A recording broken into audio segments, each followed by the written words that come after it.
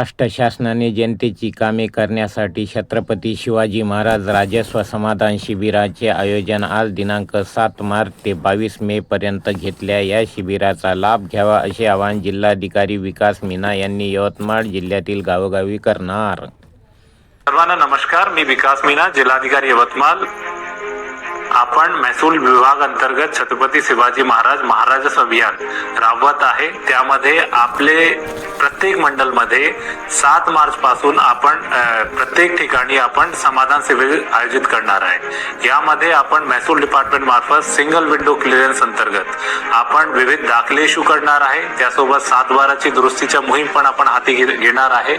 यासोबत विविध योजनांचे आपण मंजुरी आदेश पत्र पण यामध्ये इश्यू करणार आहे। या पूर्ण कार्यक्रम आणि शिबिरमध्ये आपल्याला जिल्हा परिषद, बँकिंगचे सगळे डिपार्टमेंट आणि यासोबत आपले कृषी डिपार्टमेंट आहे, समाज कल्याण डिपार्टमेंट आहे, त्यांची पण विविध योजनांची माहिती आणि त्याचा लाभ आपल्याला हा शिबिर मार्फत भेटणार आहे।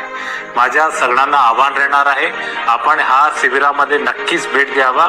आता शासन आपले दारी येत आहे, तो तुम्ही जास्तीत जास्त लाभ या शिबिराचा घ्यावा अशी मी सर्वांना आव्हान आणि विनंती करतो।